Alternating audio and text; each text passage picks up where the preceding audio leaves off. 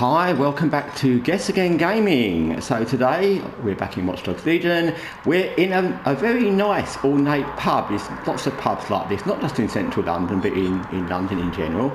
And I could have a drink. Actually, in this game you can have a drink and you can get drunk. And if you watch right back for all my videos to virtually the very first or second video I ever made, it was me getting drunk and walking around after being drunk in a pub in Watch Dogs Legion in London. So anyway, maybe I'll do that after I finish the video. So the point to today's video is something that I sort of seen a few times, but I actually kind of twigged on to reading a review of something and I had to make a video because I just, after reading it, I need a drink. So it's about Dragon Age The Veilguard, what isn't, and it's about IGN. Now in general, I try not to single out different sites and things for what they've said because that's not what I want to do. With developers and games and publishers it's different, but I'm not going to pick out different sites in general that review things and go, they did this. But IGN's a big, massive site, so it's a different thing altogether. So I think they're fair game, kind of. And I don't usually mention them anyway, but what I noticed, and I've noticed this a few times, but I didn't really think particularly about it, is that IGN were giving Dragon Age The Veilguard positive reviews, and I thought, well, yeah, that's what they do, or whatever. I've already gone into a video before about how game reviewers need to be honest and upfront and review things how they see them, not because they have the right woke ideas or because they've got some backhanders from the developers or the publishers. But anyway, but I thought this was particularly outrageous because I saw that they gave Dragon Age The Veilguard 9 out of 10. Now, I'm not a review person in general. I don't know what they review everything as, so I've not gone through to see what they've given Cyberpunk or what they've given The Witcher or what they've given Watch Dogs Legion. I thought they've given that 5 or something. Anyway, but I don't know what they've given other games, but I mean, they're giving this 9, and I'm pretty certain they've not given Cyberpunk or The Witcher or any of these other games we could go into, even Baldur's Gate 3, and 10. So they're comparing it above, or at least comparable to, the very best AAA games of the last years. And no, that's obviously wrong. And that's not my opinion, that's the opinion of almost everybody.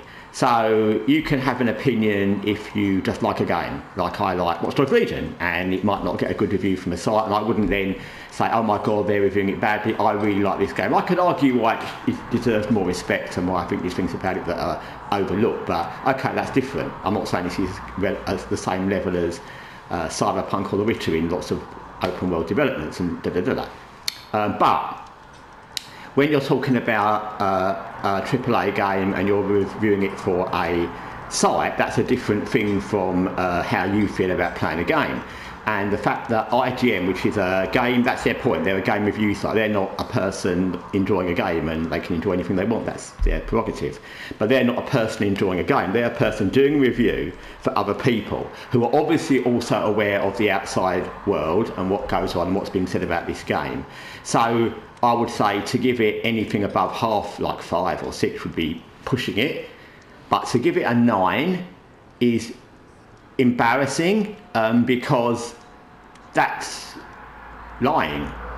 I mean, either the person that did this review was obsessed with wokeism and diversity and binary characters and all this stuff, and they just thought it's so wonderful they've included all this and they didn't care about the game, or they were just lying. I don't know which, or maybe it's a mix of the two. And even worse, and this is part of why I had to make the review, I read their kind of overall score and what they said in their kind of summing up. And it's Dragon Age The Veilguard refreshes and reinvigorates the story series with enjoyable action combat, a fantastic cast of companions and moving character writing. I have paused, so they must have been playing a different game to the game I've seen all the reviews of and all the games I've seen clips for and the way I've seen the characters talk, and they talk like they're in a Disney kids film for children. Because that's not what I've seen. I've not seen any of those things. I've seen characters from the previous games messed up and sort of downgraded, downplayed into kind of like yes people and like little happy souls. I've seen the series story made into a kind of kids animation, and I've seen the moving writing being talking as if they're at a Sunday school. So that's, again, just not true. And there's a bigger point to this as well.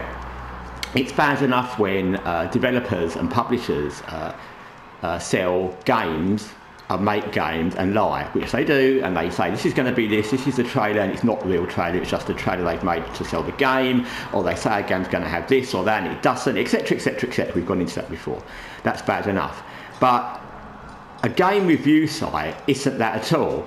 They're not trying to sell the game, at least they shouldn't be. So the fact that an ordinary person, and let's be honest, the majority of people who play games don't go on YouTube, they don't see all the gaming information, they don't see all the channels talking about what games do, they don't do that because people don't. They just buy a game. If you're buying a game for your kids, if you're buying a game and you don't use YouTube or all these things, you're just going to buy a game. And what you might do, as people do if you're buying something on Amazon, you might just look at Amazon reviews. Well, people might just look at an IGN review.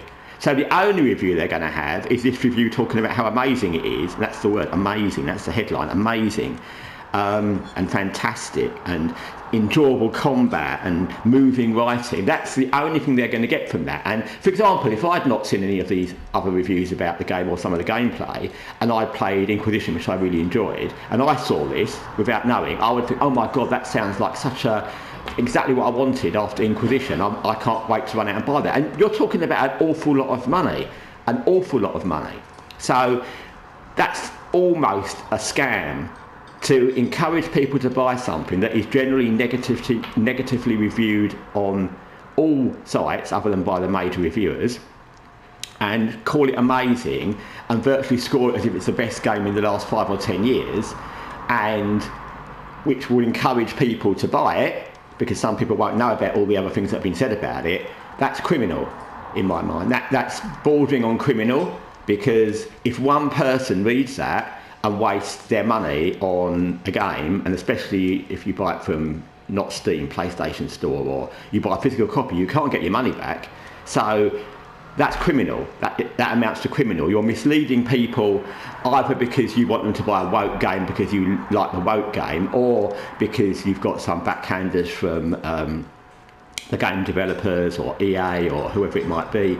But that's criminal, and that's absolutely awful. And as I said in previous reviews, if you can't trust game developers and you can't trust game publishers, that's bad enough. But when you can't trust review sites, the major review sites, that's a really bad state of affairs. And I think that even if this person reviewed the game and handed it to IGN, someone there should have said, no, that's not good. Like the way we've talked about before with the dialogue on the way Dragon Age The Veilguard is. If someone wrote the dialogue in that and the characters like that, someone should have looked at that and gone, okay, well, we understand why you've made them like that, but that's not really what we want. And the same with this. Someone should have got that review and said, okay, we're going to give it to 3 other people, one of whom doesn't like binary woke characters, one of whom's never played the Dragon Age game, and give it to 3 or 4 people and see how all those reviews came out, and then made a review that's somewhere in the middle. So they should have been aware, even if this person innocently reviewed the game and for some crazy reason loved it, they should have been aware that that was like an excessively high score. And like I said, it's wrong, it's bad, it's almost criminal. And if one person has spent their money, and I would be absolutely outraged if I'd gone out after seeing that and spent whatever it is, 60, 70 pounds, dollars on a copy of Dragon Age The Veilguard and seen what I've seen in the actual game and thought it was meant to be something that was amazing and fantastic with moving characters. Anyway, thanks for watching Guess Again Gaming. Till next time, I'm going to get a drink. Bye for now.